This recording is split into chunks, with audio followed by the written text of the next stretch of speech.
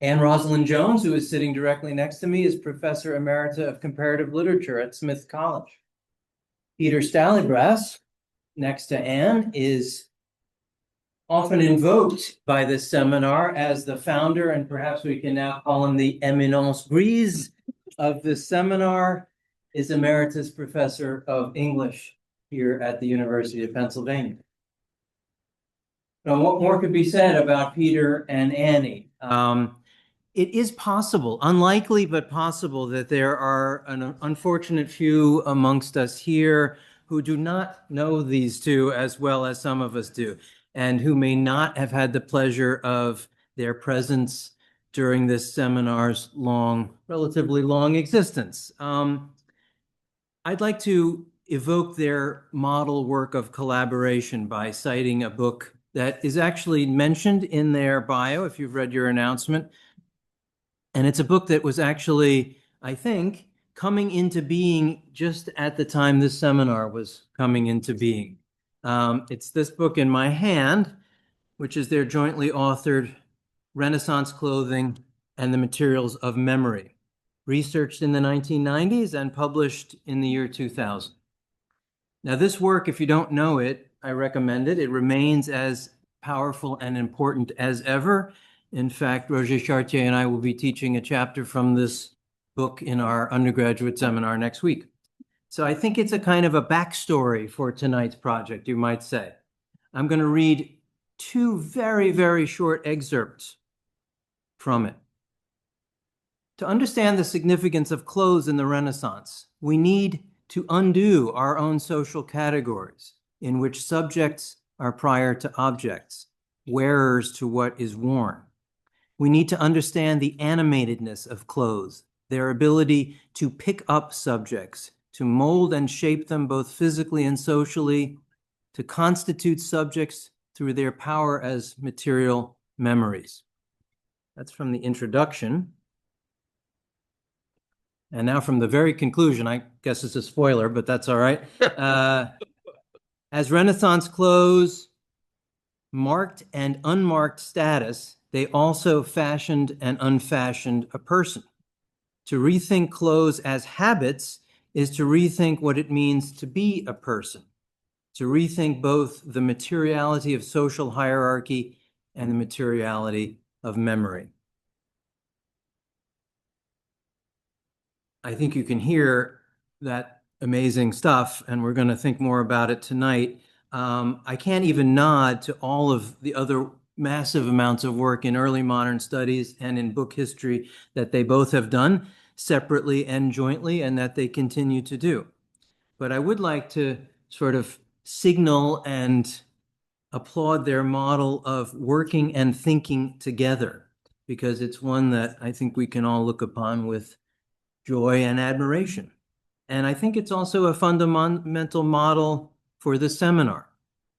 We look forward to working and thinking together with them tonight on their topic, which is, as you know, Expelling European Jews, the printing and reprinting of a Renaissance costume book. Thanks.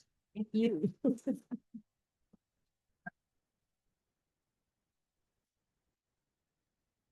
Printed Renaissance costume books did not depict Jews in Europe. There are two remarkable exceptions to which we'll return. In general, however, the books were surprisingly egalitarian in their depictions of, as Abraham de Bruyn puts us, the Habiti of almost the entire world. He was very careful not to generalize too much.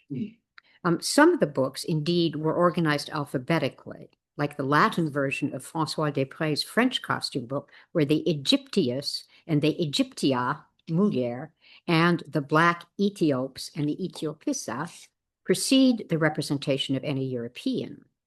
And although various compilers introduce a variety of hierarchical elements, for instance, belonging with the Holy Roman Emperor or a French knight, they usually follow the organization of mapmakers who moved from the west, that is England or France, to the east, the Ottoman Empire. So the first edition of Abraham de Bruyn's Habiti starts with Antwerp commerce. The encyclopedic impulse worked powerfully against any hierarchy of nations, and sometimes even their inhabitants' social status. The central principle of most costume books was place, belongingness, The Heimlich, in an un-Freudian sense, was the crucial defining feature of who could be represented. A man or a woman came from Florence or Mainz or Brittany or Catalonia, but where did Jews belong? Peapod, are you giving us an Yep. Okay. The second printed costume book to depict a Jew was Pietro Bertelli's Diversarum Nationum Habitus, printed in Padua in 1589. In the first edition, a Jewish peddler offers various items of clothing to a Paduan noblewoman.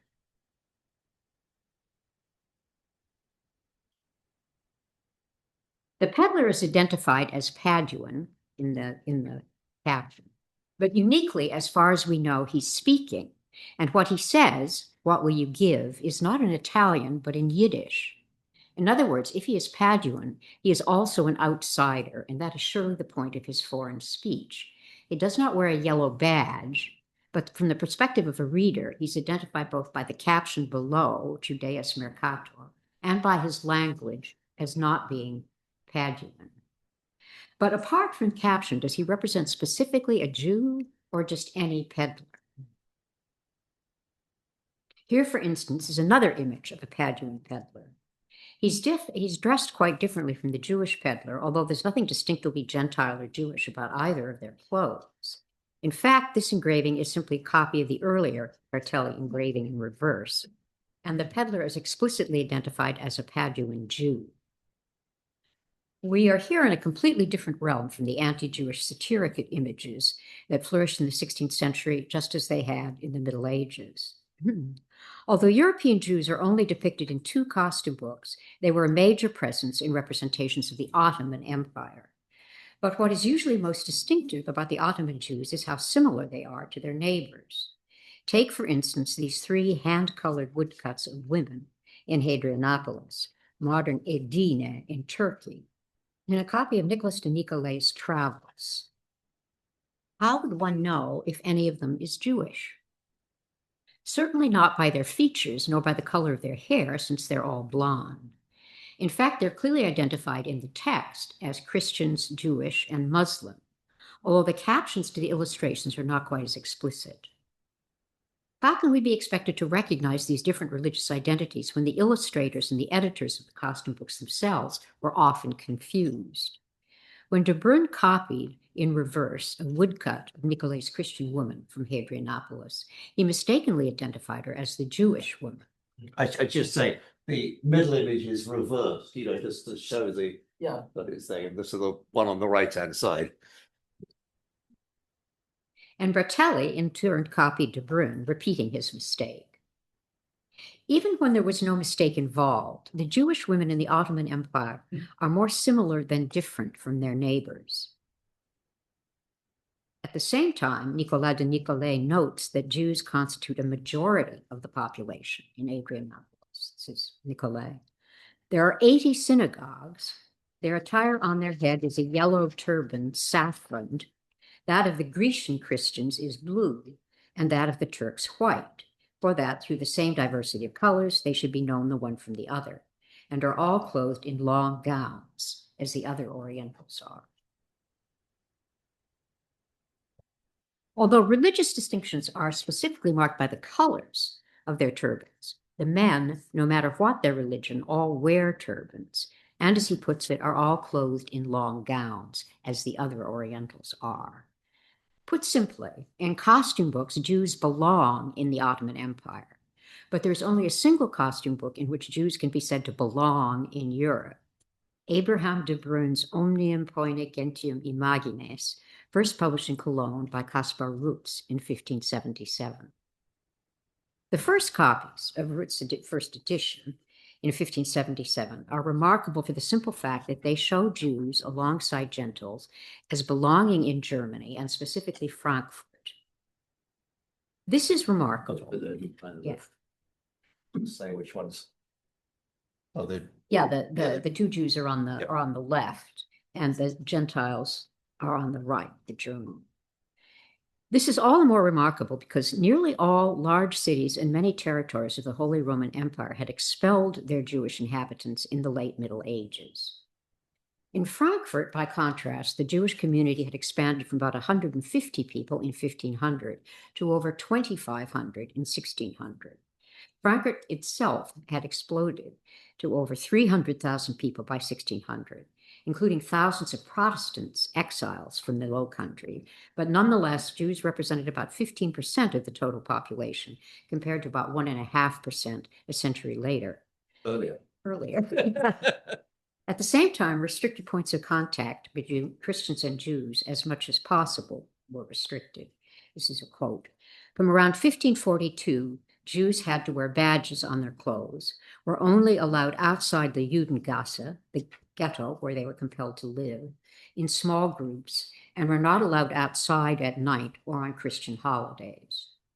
Many images from the period specifically draw attention to the color of the badge, like Marcus zum Lams Thesaurus Pictuarum. The Jews were an active and increasing presence in Frankfurt, confirmed by the Jewish Council of 1603, and accompanied by both continuing and new attempts to restrict or expel them. After the overthrow of the patrician elite in 1612-1613, this came to a head in the anti-Jewish riots of September 1614, when a Gentile mob led by Vincenz Fettmilch broke down the gates of the Judengasse and, after expelling the Jewish community, ransacked the empty houses. The mob's triumph was short-lived. In 1616, the leaders of the uprising were executed on the same day that the Jews proceeded back into the city, escorted by a guard who mounted the imperial eagle over the gates of the Judengasse to mark its protection by the emperor. The Jews of Frankfurt celebrated the occasion annually on a feast that they named Vinz Purim, after this new deliverance, not from the Persian Empire, but from Vincenz Fettmilch and his followers. In 1613, before the riots, and possibly a partial cause of them, the Frankfurt Council had issued new decrees on the status of the Jews. You have the, oh, that's there, okay. On the one hand, it repeated the usual injunctions, enforcing the distinctions between Christians and Jews, including the yellow badge. Indeed, all the quarto copies of the decree that we have seen have a hand-colored yellow ring, as they call it, on their title pages. And this is the text in the center. No, this is the text later on in the book. The changed text. Yeah, this isn't the text in the center, it's just the text later on. Okay, so we're just looking at the ring. Jews are required to wear identifying badges. This is the ordinance. To ensure that Jews may be distinguished from Christians, each and every Jew, male or female, whether a foreigner or a resident, must wear their prescribed badge, specifically a round yellow ring, openly and uncovered upon their garments whenever they are outside the Jewish quarter.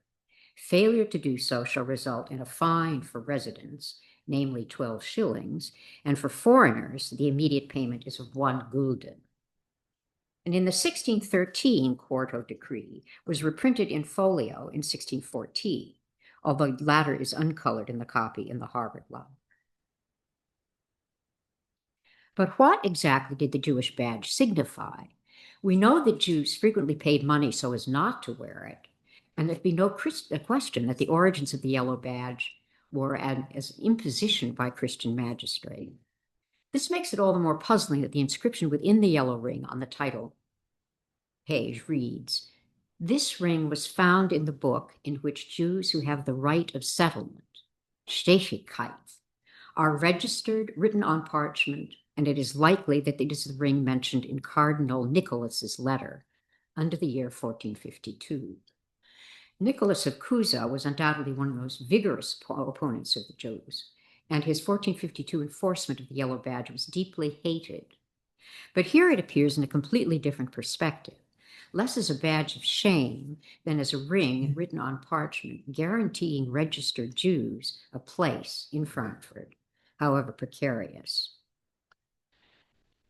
In the early copies of the 1577 edition of De Bruyn, the Jews from Frankfurt and the Palatinate both wear the circular ring.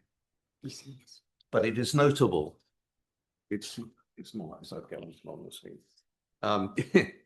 But it's notable that one of them is partially covered by the man's cloak, the one on the right. And in the hand-colored copies, none of the badges is yellow or saffron, as the official creeds demand. The one on the left looks like it's yellow, but it's not. It's actually gray, so it's the same color. There's a yellow lining, and none of these are actually yellow. Indeed, in the LACMA, in the Los Angeles County. what is it? County Museum. That's right. The Los Angeles County Museum of Art, in their copy, which on the right, the badge of the Palatinate Jew is completely obscured by the brown wash, so you can't see it at all. So if you can see it a bit, just on the left, but if you see it on the right, you can't see it at all. If we turn now to the hats that Desprez Jews are wearing, they have no relation to the so-called Jewish hat of the Middle Ages.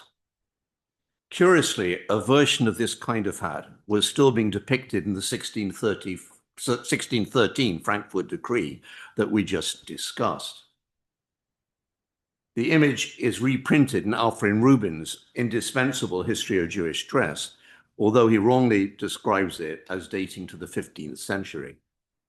In fact, the attempt to differentiate Christians from Jews by headwear had rarely, if ever, been successful, despite the widespread depiction of the Jewish hats. To what extent these hats were ever much more than an iconographic convention remains a question. As Flora Casson has convincingly argued for 16th century Italy, there was no agreement about what exactly Jews were supposed to wear on their heads, since contradictory decrees listed contradictory headgear, including the berretto, the cappello, the pileus, cappuccino, right, the cappuccino, the cendalo, and the velo. In our view, it is highly probable that the German Jews that Desprez depicts are not wearing anything that they were compelled to wear, but on the contrary, what they chose to wear. This is not at all to argue that Jewish clothing was never distinctive. To the contrary, the Leviticus and Deuteronomy, in Leviticus and Deuteronomy, Moses specifically commanded that the Jews should not follow the customs of the Gentiles. And many of the Frankfurt rabbis were very concerned about what Jews were. So the pressure is coming from very different sides. It's not just about Christian impositions. It's also, and there was lots of tension around the rabbis. So it is therefore probable that the hats of Desprez's Frankfurt Jews were made to the specifications of their wearers and of their community.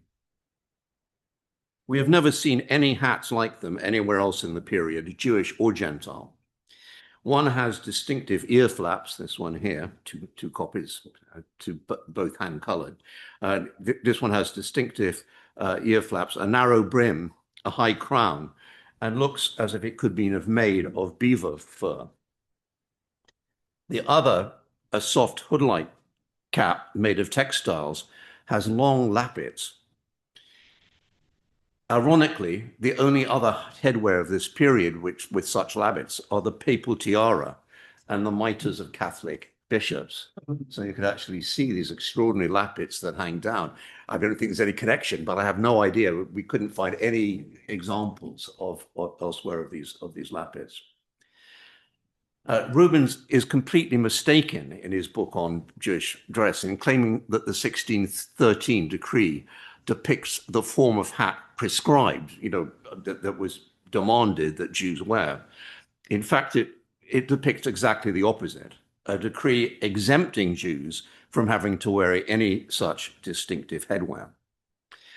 In one sense, this may have been simply a recognition of what was already the de facto situation. We have never seen a non-satiric 16th century depiction of a Jew wearing anything like the hat and cap depicted here. But whether the Jews belonged as equal citizens of Frankfurt and Upper Germany, or even as unequal inhabitants, was clearly a major question. Indeed, so pressing was it that there must have been an official complaint demanding the erasure of the German Jews from Desprez's edition. As a result, Caspar Rutz, the publisher, made a major stop press correction. He cut this plate that you're looking at in half, thus creating two half plates. The half plate of the Gentiles, we're on the right, so the Jews are on the left, the Gentiles, so he literally cuts it down the middle. The half plate of the Gentiles was preserved, and a new plate of two more German Gentiles was created to replace the Jews. So what you're looking at there is the half that's been set aside. The Jews on the left-hand side are set aside, and a new plate, half plate, has been created of two German Gentiles. So this is the new half plate on the right-hand side.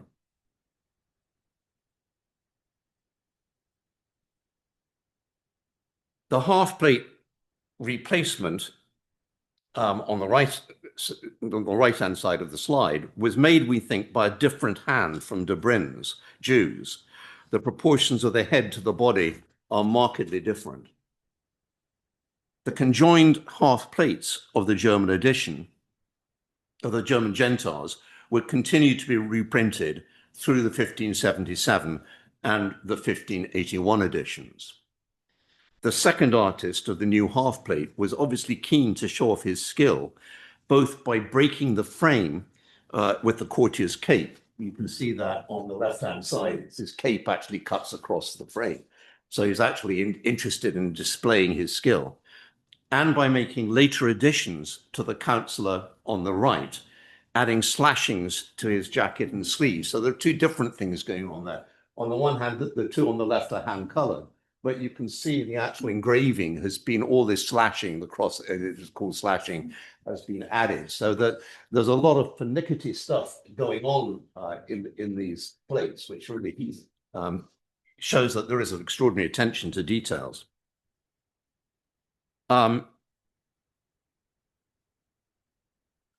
We have found only one example of the half plates of the German Gentiles being printed separately, and then only as an appendix to the Folger's 1588 copy, published more than 10 years after the original plate had been cut in half. So here they are actually being published as two separate half plates. They're not being printed together, but it's only as an appendix. But how did Abraham de Bruyn and Caspar Roots respond to the censorship? First, as we have seen, they did indeed replace an Upper Germany composed of Jews and Gentiles with a Germany composed entirely of Gentiles. But the crucial point is that they not only preserved the half plate of the Jewish men, but also added a new half plate depicting two German Jewish women. The problem that still confronted de Bruyn and Roots was where these four Jews should now be placed. What had almost certainly led to the censorship was the implication that the Jews belonged in Frankfurt as if they were citizens. This was repeatedly denied throughout the 16th century in a series of civic decrees. But if they couldn't be placed in Germany, where could they be placed? The practical effect was that the Jews began a long bibliographical wandering, but so also did the two half plates of the German Gentiles. At first, the Gentiles simply appropriated the number 18. This is the top. So the top 18 is actually the one with the Jews were there. So it's a single plate. And the one below is where there are two half plates stitched together. But you can see they're not the same 18. The number 18 below. And you can also see the remains of a number that's been crossed out. We don't know what it is. We can just see, you can see. But if you actually look up here, so lots of these, we'll be returning to look at some of these plates to see exactly how fussy this was. But they're completely different, the 18. So you've actually changed the number. But there must have been some doubts about where to put these half plates. One new, the other part of the earlier printing, since there are faint traces of another number that has been erased.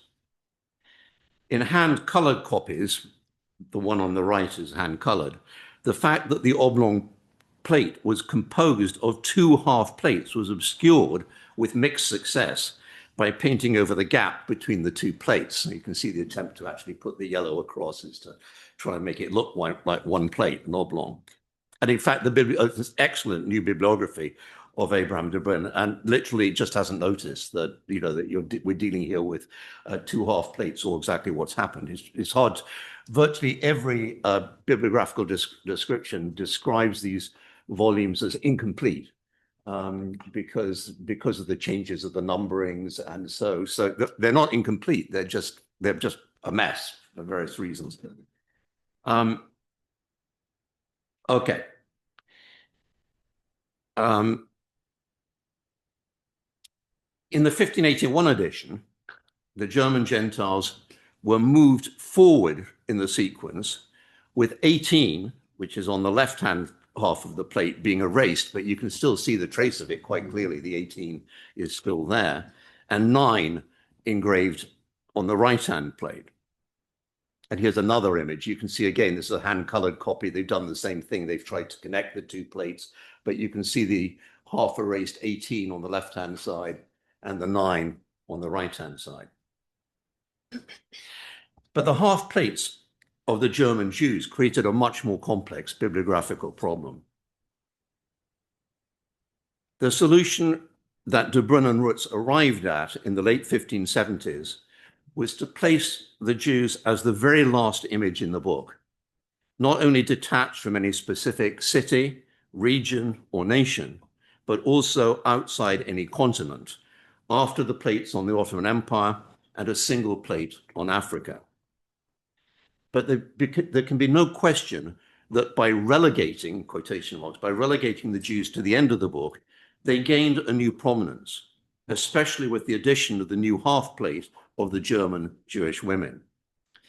Even the numbering of the plate as plate number 50 gave it a new significance as the book's culmination, rather than as a mere footnote. Although there was clearly some uncertainty about whether this was its right place in the book. So the one on one of the copies that we've been looking at, they actually erased the number 50 and then added it back in by hand. So there has to be a kind of oscillation there about what they're up to. Yes, I say that. In one of the Plant in Veritas copies, there's several there, Plant in Veritas, Abraham de Bruyn worked for Plantin in Antwerp.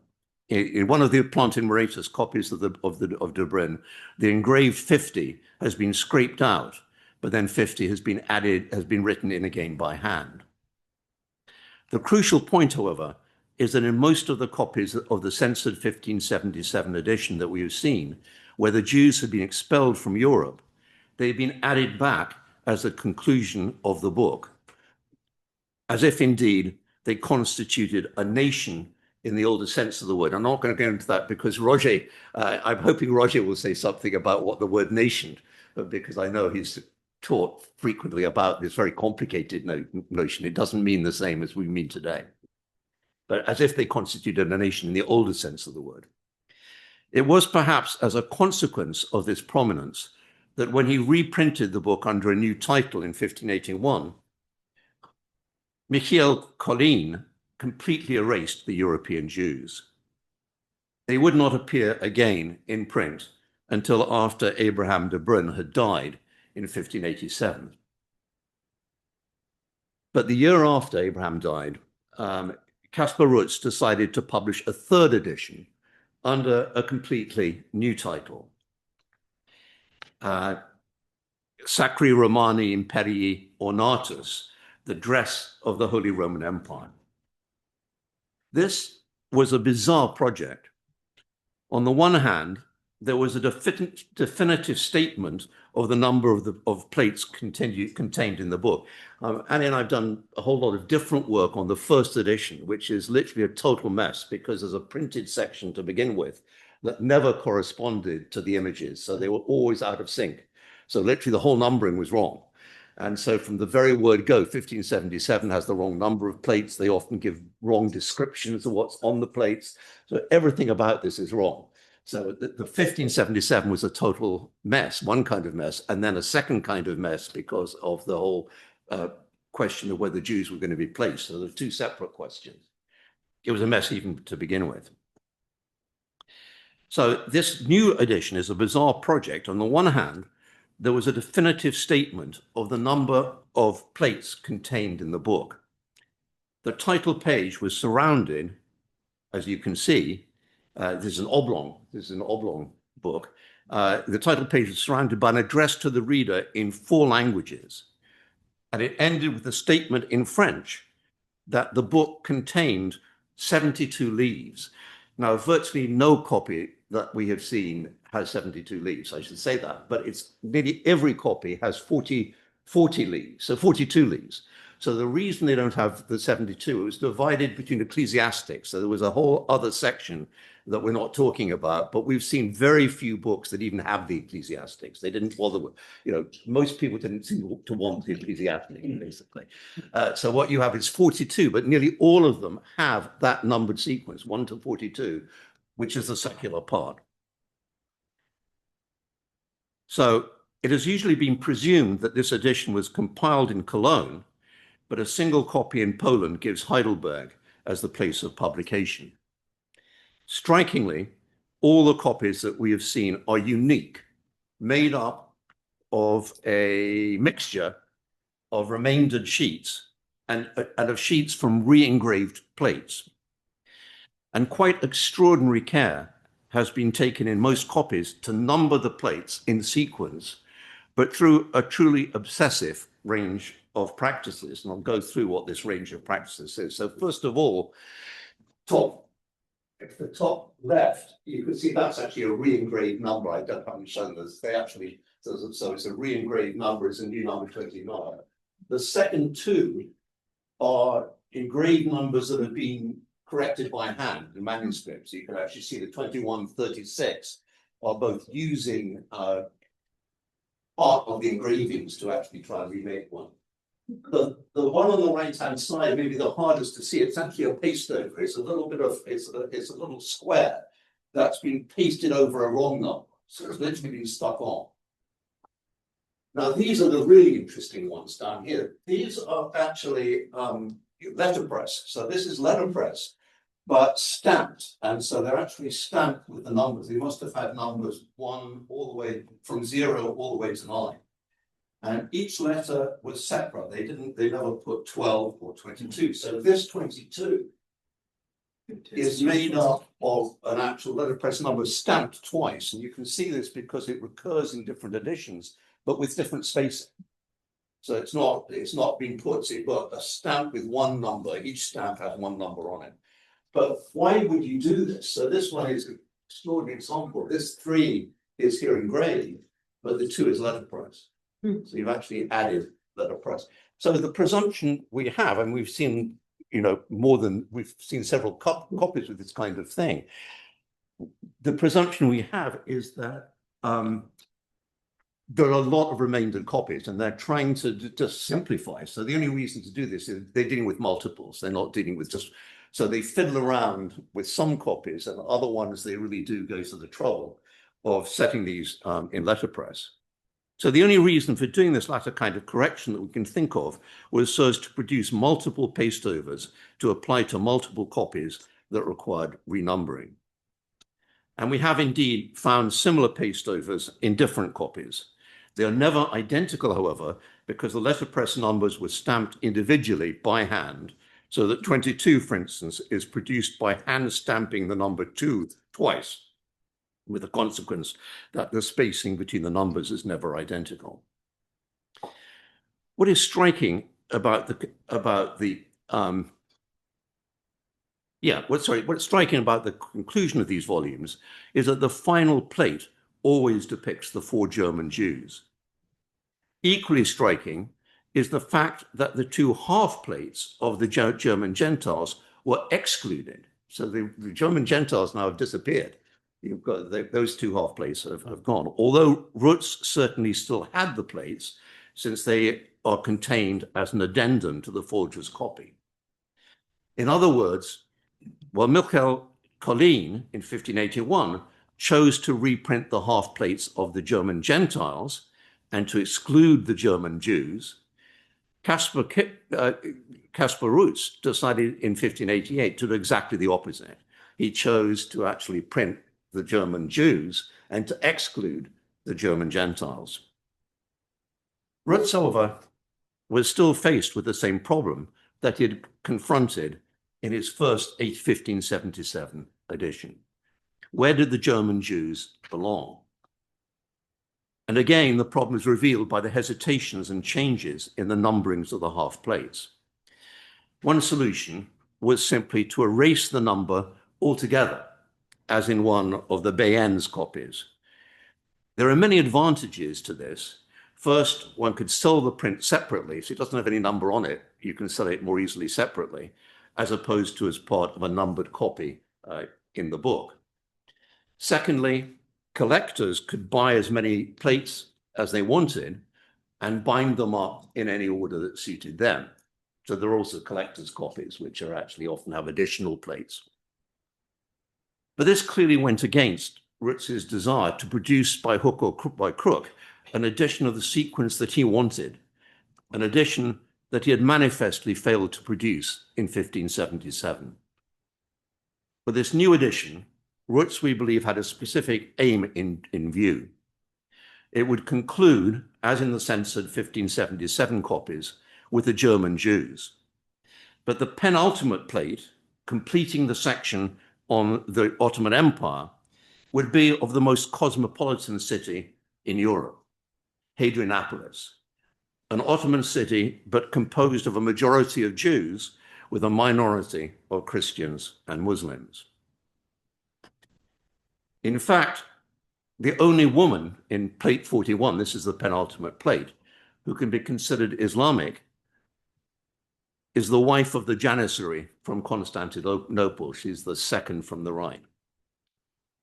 The Janissaries were an elite core of the Ottoman Empire, made up through the Devsirma system, in which Christian boys, chiefly from the Balkans, were enslaved, circumcised, and forced to convert to Islam.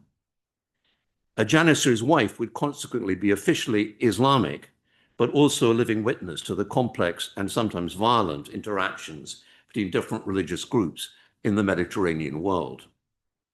But the other three women, two of them Jewish, although actually the woman on the right-hand side turns out we've already looked at her. She turned out she starts actually as a Christian. So she was misidentified as Jewish, but literally she's become a Jew. So the two, so as a result, at least according to Bruyn, of the other three women, two of them are Jewish and one of them is Christian. And one of them is magnificently in brocade, and nearly always are in hand-colored ones. They're all the women from Hadrianopolis are dressed in brocade.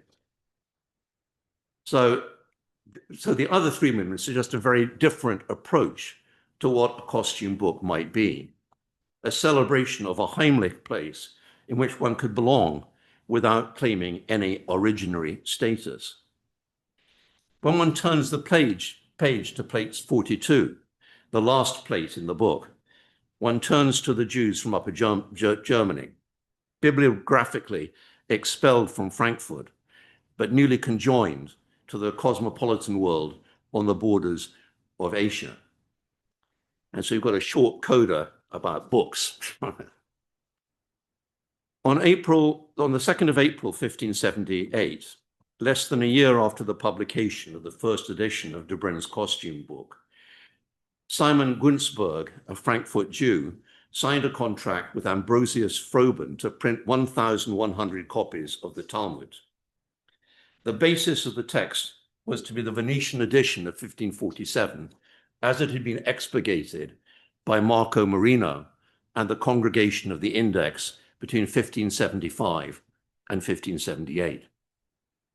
But the publication was accompanied from the first by a determined Catholic effort to suppress the book. When Froben came to Frankfurt bringing copies of the Talmud for the fair in September 1579, he was brought up before the Imperial Book Commission. And in 1582, the whole edition was prohibited by Pope Gregory XIII.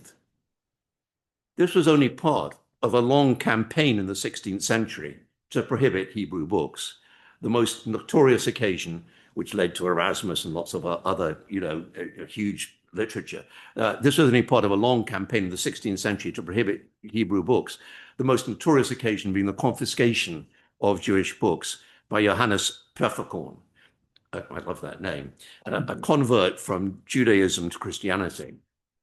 In 1509, Pfefferkorn seized 1,500 books in Frankfurt, consisting, according to a recent estimate, of some 70 to 80 books per household. It's a staggering number of books that people must have had, you know, so they've worked out the number of books that were confiscated, the number of households in that period. So a recent estimate, some 70 to 80 books per household. Although the books were finally returned after the intervention by the Emperor Maximilian for no good reason at all. I mean, the reason is purely he was in debt. So he actually wipes out the whole thing. So the Jews, the books came back. Although the books were finally returned after an intervention by the Emperor Maximilian, the event made clear how provisional it was to possess any Jewish book. A Frankfurt scribe at the time drew up a list of the confiscated books, which mainly consisted of Bible commentaries and prayer books. Given this situation, the final half plate of the German Jewish women in the censored 1577 and the 1588 editions of De Bruyn should be read as powerfully polemical. Both women are carrying books, presumably Jewish prayer books, the very books that the Franciscans and Dominicans were most determined to confiscate. The last image of all is accompanied by the following caption: Judea in synagogam abiens, religionis ergo. It is not the most elegant of Latin, but it presumably means something like a Jewish woman going to the synagogue on account of her religion. This is the only time in the whole costume book that women are depicted carrying books in their hands. Far from disappearing from Abraham de Bruyn's censored text, the German Jews conclude the final 1588 edition, affirming the persistence of their, and perhaps also of Rutz and de Bruyn's, books.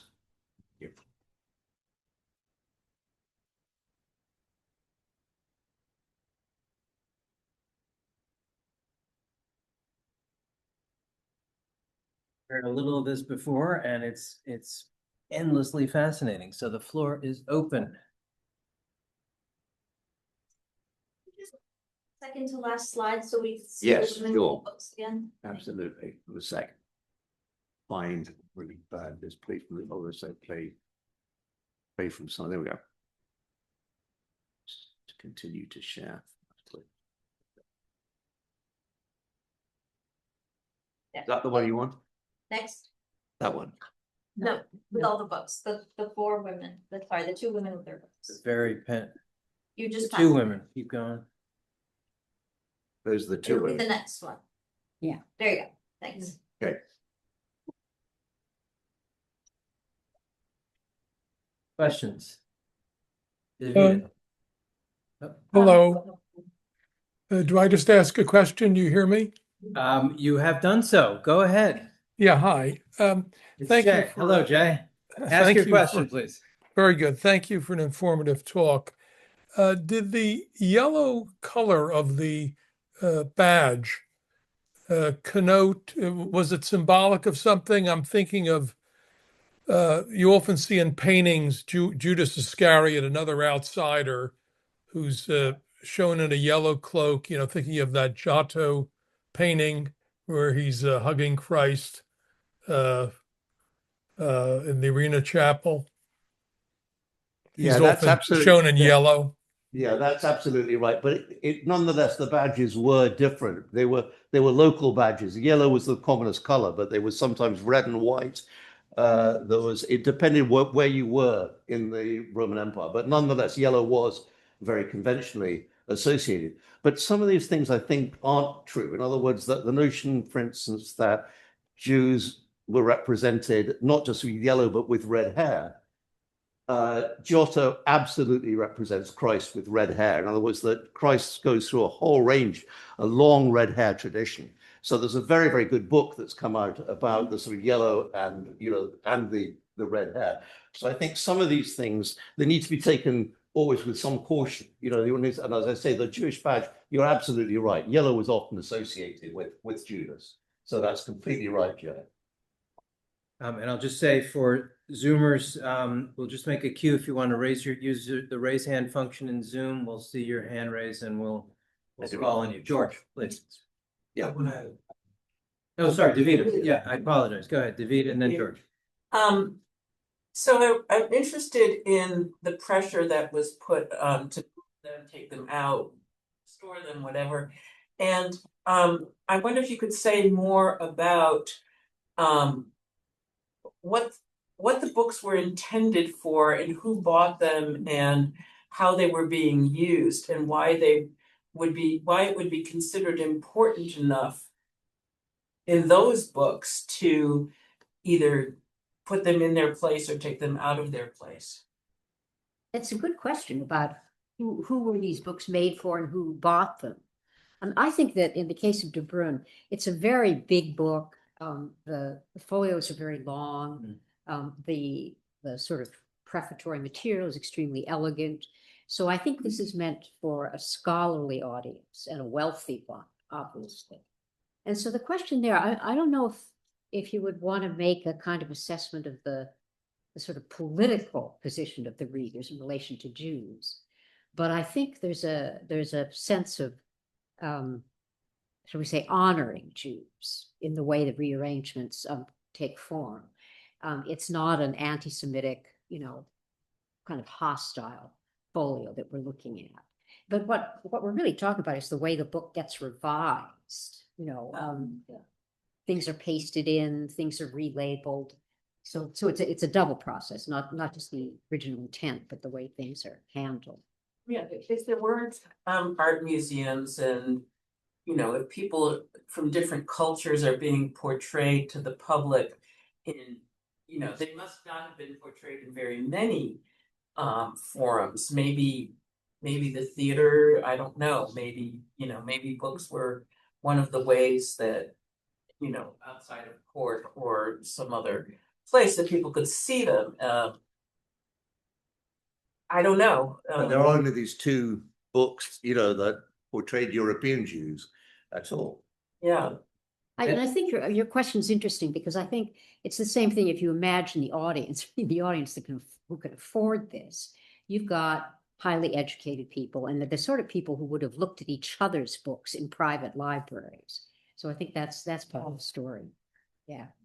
And just to be clear, this is the major change, or are there other plates? There are no other plates that move around? Just These in between. but nothing like this. I mean, there's nothing like this, and there's no other plates that were cut in half.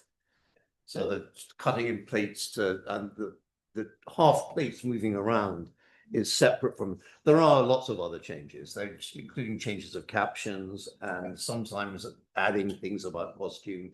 The very first plate in the Cologne edition shows very broad hats, and they women in Antwerp wearing very, very broad hats, and they fiddle with them to make them smaller. So they literally re-engrave the plate. So there's a range of small fiddling going on, but the really big thing, there's no question, is the only moment they actually cut a plate. So that has to be an act of censorship, I think, and it actually is someone saying we can't have the Jews here together. But it's always okay to have the Jews in the Ottoman Empire. The Jews are always there in the Ottoman Empire. George and then Lilian. Thank you so much. I love this talk. I'm interested in Renaissance clothing and the materials of memory, John's prop. The section on cross-dressing thinks about the boy actor and spectators who are invited to participate in speculative undressing.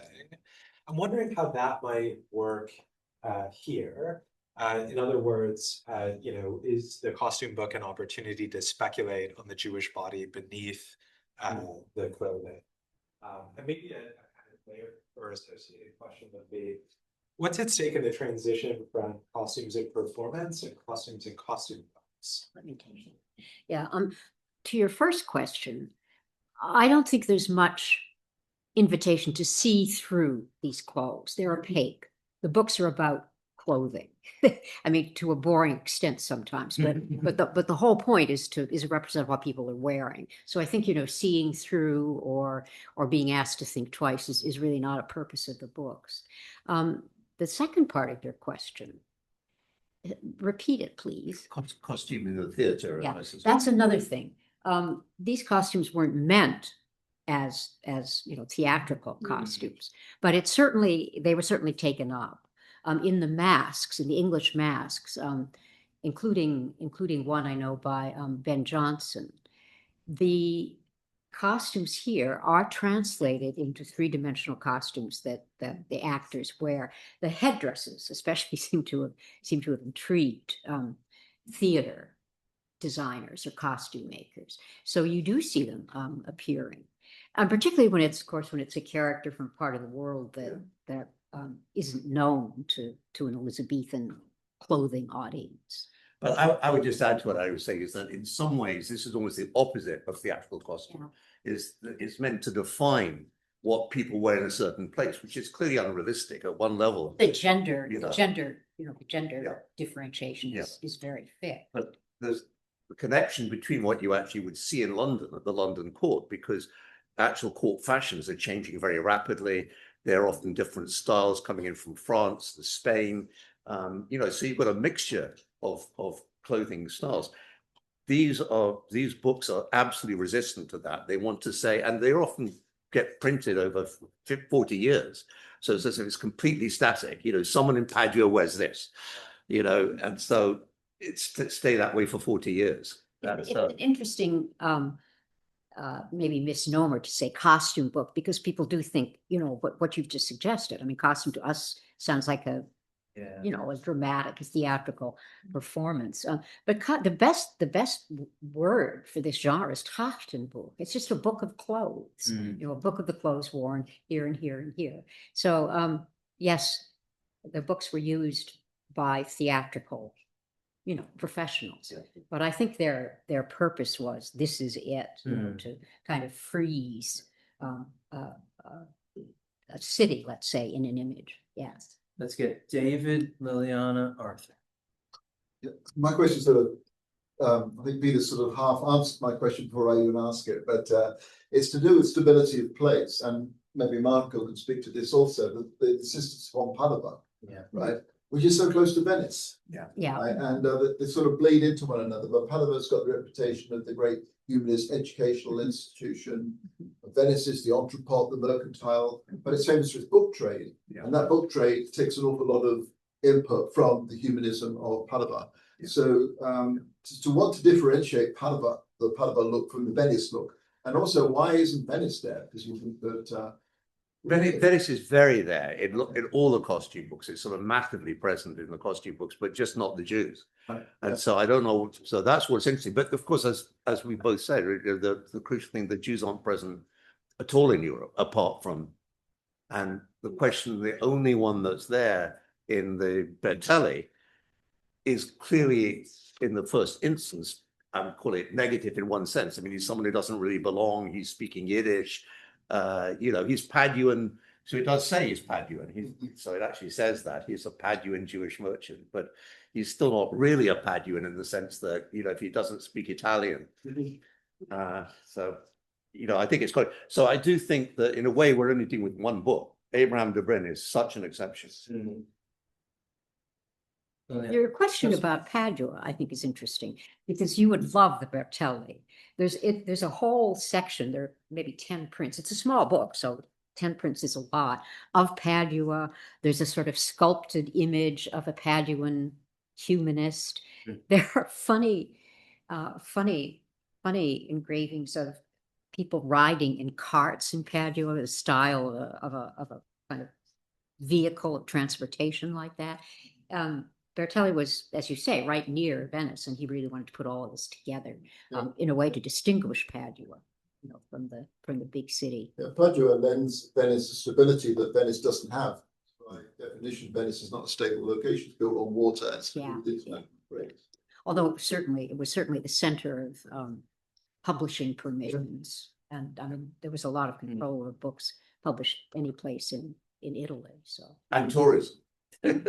as we As know. today, as today. Liliana, Arthur, and then we'll go online.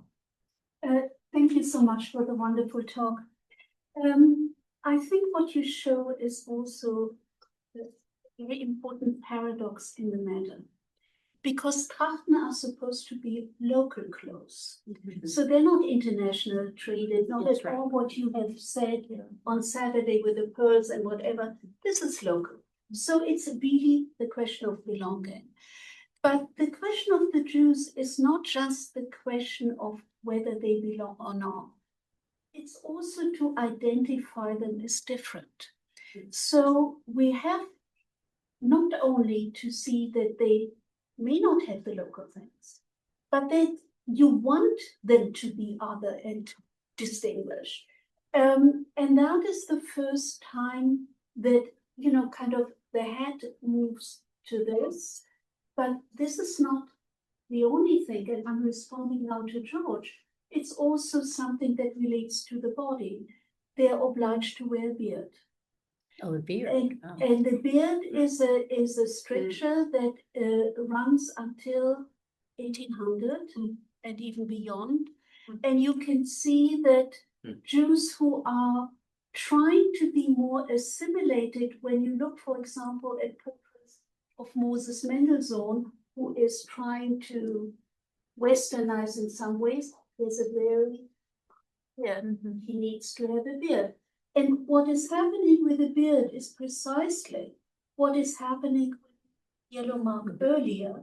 The beard is replacing the mark later on as the only one. And it's legally stipulated. Yeah, but It's stipulated in the law. but that's not right, Lillian, because if we make the image, they're all wearing beards. So actually on that same page, the two Gentiles are wearing the same beards. It's not just that, they're literally, they're not differentiated. Yes, they are not allowed to shave them. And once it becomes fashionable, the Jews are physically different. But Dobryn, they're not. That's the crucial thing. In Dobryn, that's not the case. Because it's clear. So you see, Yeah. so it goes from the head to this and then to the beard. But the interesting thing is that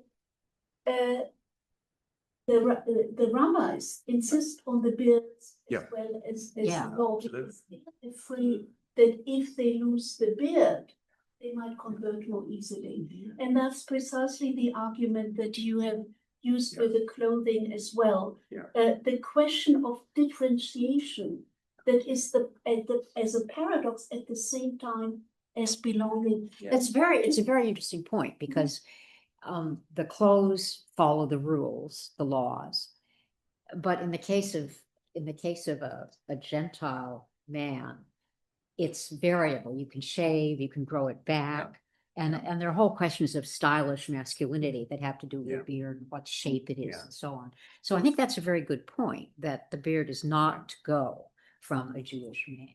Yeah. But why we wanted to start with the Bertelli is you're moving in exactly the opposite direction. That actually you get rid of the Yiddish, so the later editions don't have the Yiddish anymore. And you can't recognize him in any way as Jewish. In other words, that you've actually got totally Gentile clothing. So he's still identified at the bottom, the Paduan.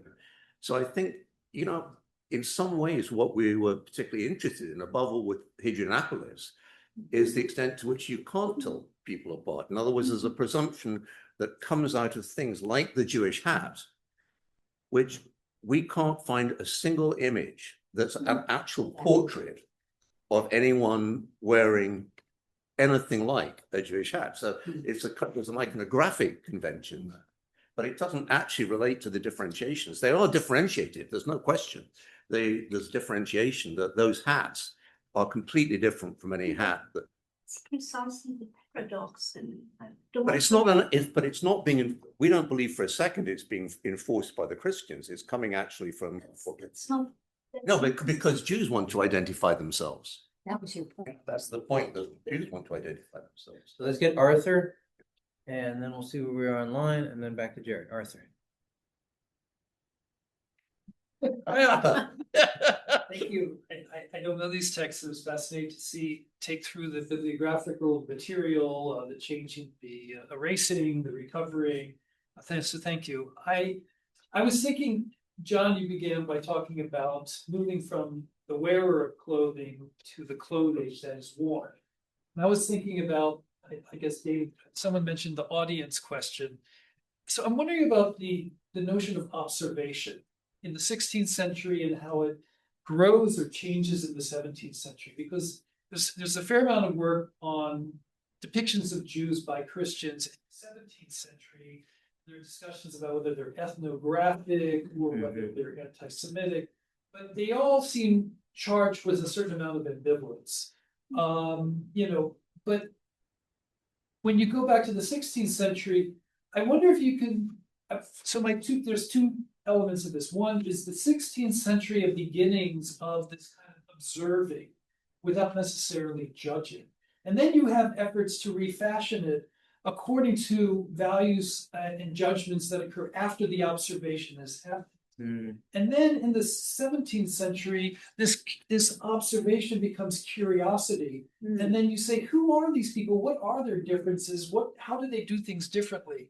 So I was wondering to shift the focus to this idea of the observer and observation as a way of exploring time you're looking at and the purposes and the moments of change, whether that bears upon it.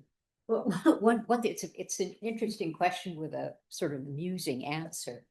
Observation generated the initial prints in costume books, but by the time you get to maybe the third costume book, historically, what's being copied in the third generation book are the illustrations in the first two. So I think there's less observation and more imitation.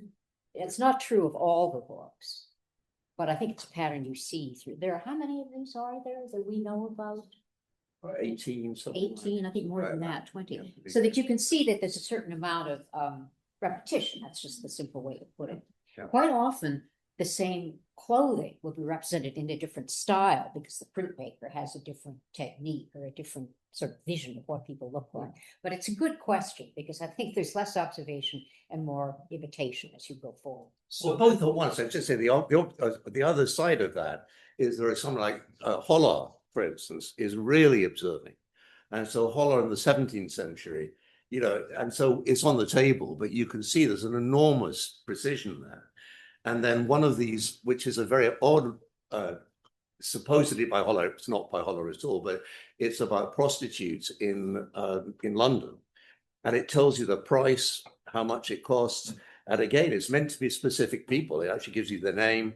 And so I presume it's just not completely mythical. I mean, there's some, it looks like it's made up, but I don't think it's just made up.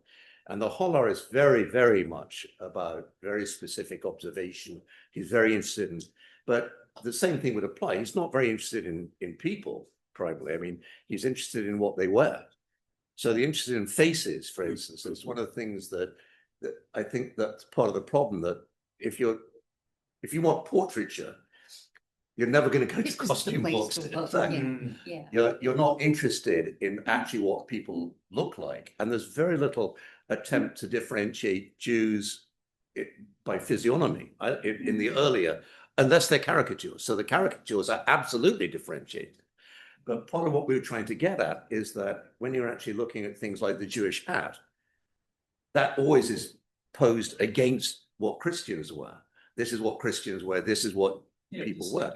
We found no evidence for that at all. And literally the woman who's written about this, Flora in Italy, doesn't find, she actually gives wonderful cases where people don't have the faintest idea what to wear. They're going from one city to another city and they want to obey the prohibitions. And they go to a tailor and they say, can you make me a hat that will be the right hat for going to Padua or wherever it is? And so someone makes it up and they may arrive in Padua, it may be fine. She gives cases where it isn't fine. And someone actually said, this is the wrong hat, And one actually sent to actually in Padua, is one that sent to the Duke. It's taken up to the Duke to actually, for he should decide. We don't know what the result was, but it just seems crazy. Well, if I could just quickly, I don't know to what extent you can use this as a measure of social inclusion or exclusion, but I do want to just ask, so if there's a trajectory, and there's no necessary one, but you have observation and then imitation, does something let's just restrict it to costume books, because in my mind, are the, Picard and looking into the rituals of Jews, circumcision, observing, as an observer. Yeah. Is there something in costume books that shifts again back to, it's not like another 300 years of imitation, right? No, you're absolutely right. So the first thing just to say is Abraham Dubin worked with map makers. He actually starts working with map makers, and the whole map making enterprise, they're actually collecting ethnographic information on the ground. And the way they first did this was very explicit. Hoggenberg, what's his name? Brown and Hoggenberg. Yes, Sounds Hoggenberg. So Hoggenberg, he actually says up front, he says, get your ethnography to us and we'll publish it. So he actually ends up doing weird orders of the order. It just depends when the information came in. So it's rather a mess in that sense. It's just, the people. So it's just full of ethnographic information. It's always dated. That's the problem. It's always taking a delay. It's always accompanied by illustrations. And so it's both of maps, but also so most of the maps in Hoggenberg have people, lots of them have them, rather small people. But it actually shows what they wear. And many of them go straightforwardly into the costume books. So that someone like Bruyn is working back and forth. So yes, he is working with a huge range of concrete information. The problem, as Annie was saying, with the costume books is they kind of freeze and then they get repeated. And for the maps, that's less important because the maps at least give you an idea of what a city looked like at a given date.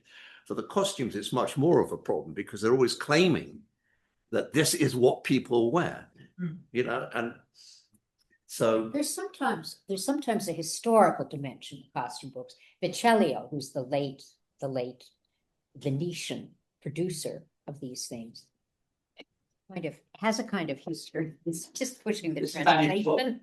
And he translated it, so I just have to say. But he often begins a particular country, let's say, or particularly a city in a country, with a history. And the faces aren't differentiated, but the clothing is this is the way they looked in the 1400s, and then it gets to the 16th. So there's a sense of historical sequence. What you're much more likely to see, that kind of historical placement is unusual. I haven't seen it in other books. And I didn't bring it, but I should have done. The most unusual LeBron and Hoggenberg city plates is ancient and modern Jerusalem contrasted. And we should look more carefully at what those folks wear at some point. And question from Tassis online, please. Yes, hello. In a bit of irony, I was actually going to ask about maybe some questions of genre relating to Vecellio, because that is the costume book with which I am more familiar. So I was wondering, I have two questions. The first one should be fairly quick, I think. It's just a factual question about I noticed you mentioned several different printers, and I was just wondering, like, what is the sort of life of these plates, how they're getting from one printer to another, and like, is there someone who's maybe like someone's like son-in-law who's inheriting things? Like, what exactly, like, how are we getting from the first guy to the second guy and to the guys who are like remaking this book? That's just my first factual question. And then the second question I wanted to ask, which is about Vecellio, is I was curious, I guess part of what you said is that Vecellio is a little bit unusual, but I was going to ask, sort of, he's very much interested in, like, he shows the Jews as just one figure in Asia and doesn't really place them anywhere in Europe. And for the Jew, it's not, he says that the Jew is similar to, the Syrians, but he's really placing them in the sort of grand historical context as like Levantines who are eternal refugees. Like, he says something about perpetua fuga. And so I guess, I was going to ask about, is there a sort of, is that like an Italian-German thing? Is that just Vecellio? Yeah, sort of how he's taking a sort of different approach. We were just given that Vecellio is so kind of encyclopedic, we were looking, to what extent does he represent Jews? And he doesn't really. Well, one Syrian. There's this one Syrian. Well, but his line is sort of he's so precise about where people are placed that he doesn't have much flexibility imagining Jews in any place except a particular setting. And so the weird thing is that in his book, there are no Jews at all. There's a paragraph, it's a very wordy book. There's a lot of commentary. There are comments on Jews in other parts of the world. But he says only about Jews, I think it's in Syria, and that they are merchants and that they are this and that. But it's an interesting question. I mean, it's an absolute rarity. He writes about them, but he doesn't represent them. Does that kind of answer your question? Yeah. So he says there's just he only has one image. I actually pulled it up I pulled up a copy of it because I wanted to double check. And yeah, he has one image of a Jewish woman in Syria, and he remarks that she dresses like the Turks. And then he gives a little history of Jews as that they're everywhere and they're always refugees and they don't have any place. So it's interesting that this is where he decides to depict them while also simultaneously saying that they have no real place. Which I think fits kind of interestingly with your point of moving the Jews to the end of the book.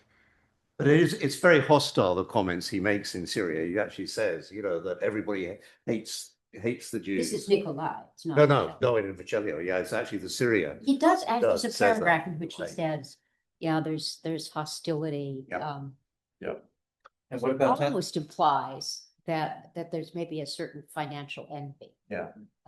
He certainly says that the motives for representing Jews and how they're represented are less than respectful.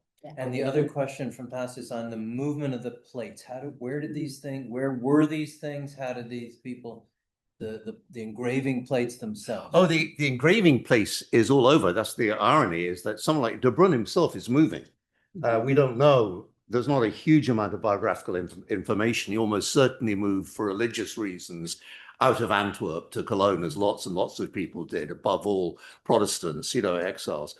I do think there's a real question whether Caspar Roots was Jewish. We didn't get into that because it's speculative, but there's someone's been trying to do work on his family and to discover whether he could have been Jewish. I mean, obviously the name Caspar is because of the wise men, so it's difficult to say. But I mean, it is a very unusual book, in the sense that there is no other book like it in the way he actually. But what's happening, I mean, if you think about exile, that's one of the most interesting things about Abraham de Bruyn. He actually is moving around, and we now know that, at least according to this Polish edition, there's a single copy in Poland, which says on the title page of the 1588, it's just been added, but in print, it says it's printed in Heidelberg. So he's moving from place to place. He's in Cologne, he's in Antwerp. So the first edition is Cologne. The second edition is Antwerp. He starts in Antwerp, and he works with planting. And so he's actually mainly, but he's then moving around.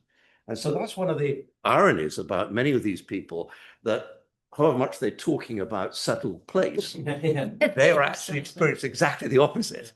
They're people on the move. Well, I mean, the question is a little bit, how did the books get shipped around? Well, and I think also, just to be clear, as sort of basic book history stuff, did he own these? I mean, is there a publisher backing him, a Plantin figure who would have owned the plates? Yeah, he was.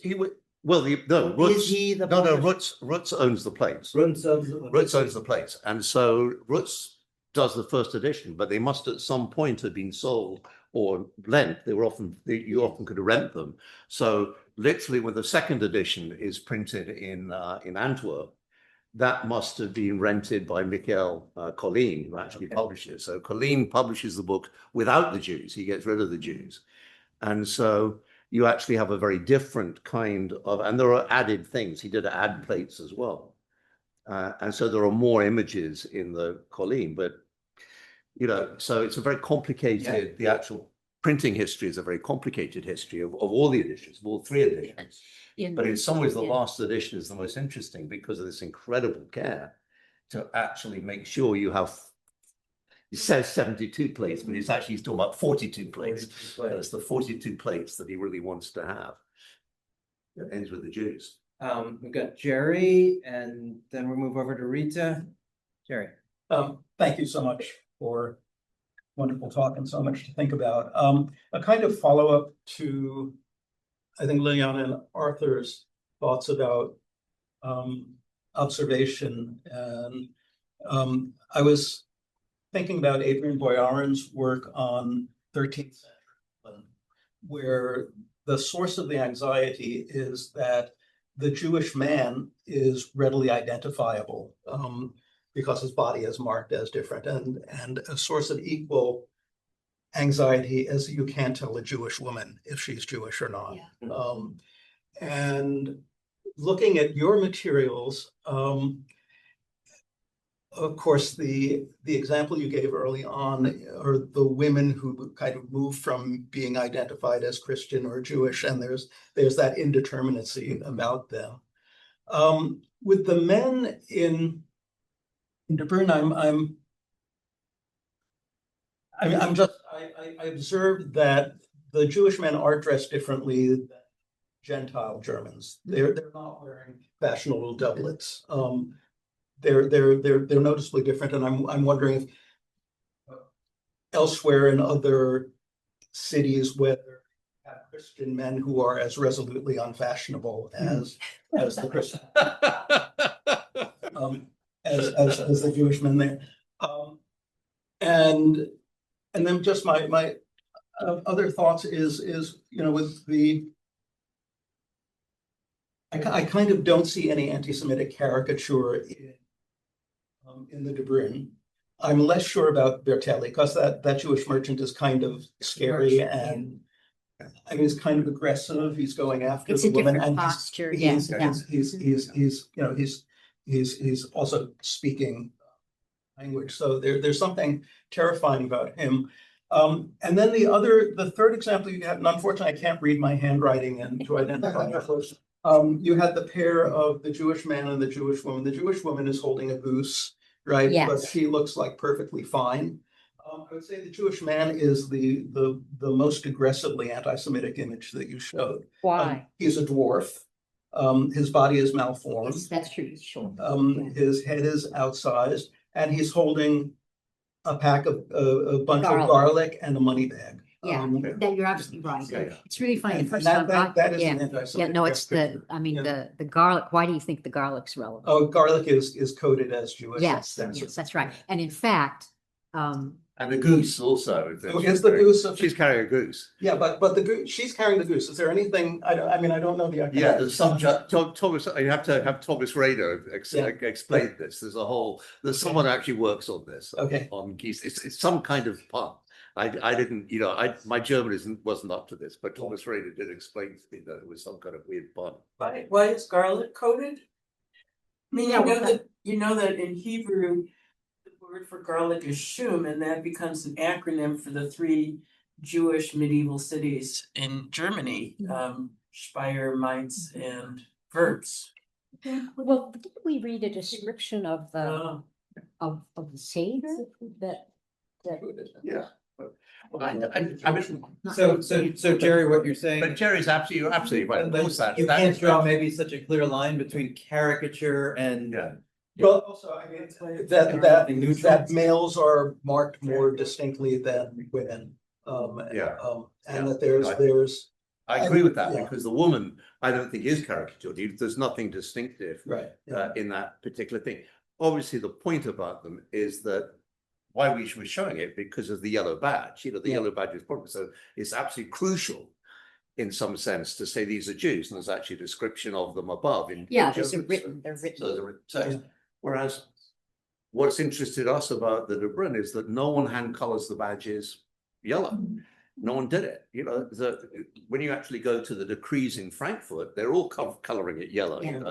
So do you know when the hand coloring is done? I mean, have Well, people just lost the sense of it by the time they're. I think we have some fair guess. I think it was done early. I mean, these are very problematic. They're very, very problematic. There's lots of forgery. There was actually a guy, I'm forgetting, Nick, you'll know what the guy is. Perhaps not even meant to mention his name. He tried to sell stuff as Raider.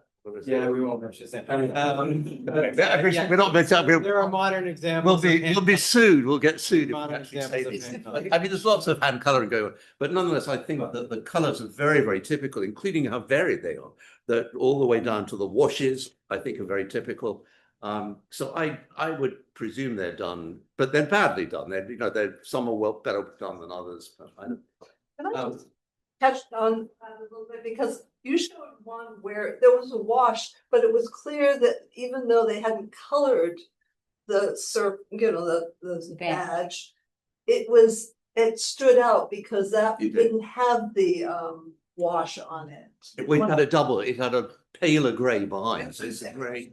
It was like it hadn't been done and it stood out in a different way. No, it's a paler grey behind the badge. So there's actually a patch behind the badge, which is very strange. I don't know quite. So the actual wash is quite careful. The rest of it was a dark grey. Yes, it's dark grey, but then before you get to the badge, there's a light grey, and then the badge is on top of that. So that's what sticks out. Yeah, I mean, I don't know if we can. Well, please close it up. Let's get Rita. Okay. We got a few more questions. And then Angela, Rita, go ahead. If I can. Thanks. Actually, my question in part kind of is answered by Jerry's question, but I'll ask this anyway. I'm just so intrigued by the last image that you showed of the two Jewish women going to synagogue holding books on account of their religion. I mean, it's a beautiful image. It is. It's really surprising. It's really fun. I'm really intrigued by it. That's the one. I just wonder, to what extent, and since I don't know these books at all, you will be my source of information. And this also goes back to Arthur's question about observation, and I would say almost a kind of anthropological interest, which is frozen, in time, given that the books keep being reproducing themselves. Are the Jews the only ones? So you said they're the only ones who have books. But what about other kinds of appurtenances? I wondered, like, what other kinds, not for Jews, but for anybody, what kinds of, special, as it were, cultural markers or something like that.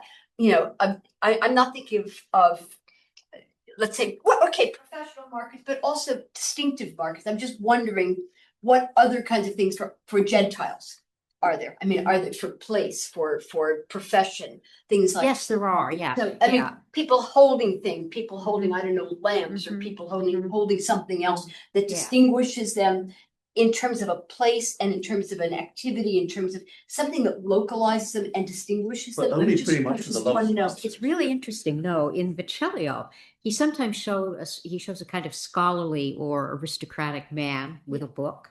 And even, I mean, and women have small books, which may be prayer books. They were actually sort of fashionable to hang from your waist. I'm not sure how much reading went on.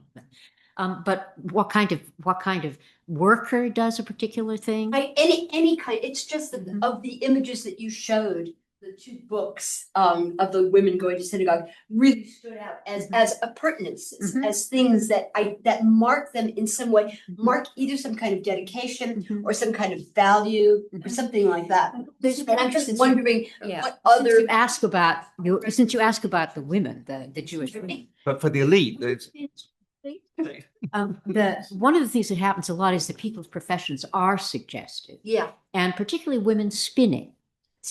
Women spun outdoors, otherwise you probably wouldn't see them, in a costume book, authorial observer way. But women standing with distaffs, and particularly with spindles, are very differentiated according to where they live, according to the town. That's what you. That's the kind of thing that I meant. Exactly. And I'm just trying to think. You do see peasants, although they're sort of a general category. They're not localized in quite the same way. But with pitchforks, with a plow. Yeah. One of the things you quite often see is a farming woman going to market with a basket with melons and that sort of thing. So there are labor labels. I think that's labor labels. Yeah. But not necessarily localized labels. So in a way, those two books held by those women on their way to synagogue are there's something very distinctive about that. There is. And let me tell you, the other thing is the veils they're wearing. There was an edict saying that Jewish women should wear veils with blue stripes. We saw it, and I thought, this is really particular. This is sort of mad. And they have stripes. Obviously, it's a black and white print, but so that is particularized. Yeah. I mean, veils are interesting to the artists of costume books, but this is very particular. It doesn't look like anybody else's veil. Yeah. But the elite women, most of them are relatively elite. They nearly all carry either a handkerchief, a fan, there's a whole range of and gloves. So those are the classic things, and it's exactly the same in portraits. You know, you'd find the same thing in portraits. So virtually none of these things are local. I mean, they're they're generic. They're what a woman carries. And, you know, that is absolutely right. There are other, it's not to say there are no other books there, but there's certainly no other women shown holding a book like that. And they're typically shown hanging down from the waist on a chain. Right. And German women, so it's a fashion accessory. Yeah. And it's very, very different from these two women who's actually going to the synagogue, and it says that. And you really see the binding, you know, you see the kind of binding of the books. Yes. Yeah. I mean, there's a specific, obviously, just a kind of you know, sort of printed cover. I mean, an embossed cover of some kind, but they are decorative. You know, So they're not- I'm going to be the tyrannical moderator, and Angela has the last question. It was really just a comment about how you're talking about rules being sort of different in different European places in terms of what they were to wear or not. And and whether that was realistic or not. But I just wanted to point out, in case some of you don't know, but there was a microhistory, a situation with the Medici family in Livorno, in Italy. So starting in the late 1500s, right, through about 1750, they worked a long time, but they finally persuaded Jewish refugees from Spain and Portugal to come and develop this port, which was kind of like a Macau with nobles. And what they did to get them to come and develop this port so that they could take over Mediterranean commerce, take it away from Venice and the Vatican, was you can wear what you want, you can build your churches, but no restrictions on what you're wearing or how you're praying or how you're living. And they also invited Muslim refugees and traders and all sorts of people. So I'm sorry, it's more of a comment, but it speaks to this different situations going on in different places. So that really is interesting. And it's by way of saying your rank is not going to be as clearly marked as it is in other places, because the representation of clothing always had to do with the social status. Yeah. And so this seems to be freeing up. Said, as we might give you an Italian passport, like you know, a Tuscan passport, and most importantly, you will be protected from the Spanish Inquisition. So you can wear whatever you want, unless you're a crypto Jew. If you have converted, unfortunately, we can't protect you from the Spanish Inquisition. But if you are just Jewish, but she developed this port that they needed to develop. You will not only maybe get a passport, but you'll be protected from the Spanish Inquisition. Yeah, And that's wherever very you want. Yeah. But Livorno was very exceptional. I mean, It was the microhistory. It was a small but place. I mean, it was such an exceptional place in the way that the Jewish presence there was so much greater. There was, you know, and It was a swamp. No one was living there. Zero. It was uninhabited. It was. By the time it became the 17th century, you go through the 17th century, Leghorn, you know, people start calling it Leghorn. Yes. It gets this. But to get it inhabited, this place, malaria infested swamp, what they did was persuade the refugees from Jewish refugees from Spain and Portugal. This is the place to make it habitable and create this center for commerce so they can take over Mediterranean. We're going to stop here. We have local histories, global histories, many histories, and thank you. Let's thank our speakers. Apologies to the questions that could not be answered. Email your questions. We'll circulate them to Peter and Annie. Yeah. Have a look at the books. Yeah. Yes, if you did not get a question in, let us know.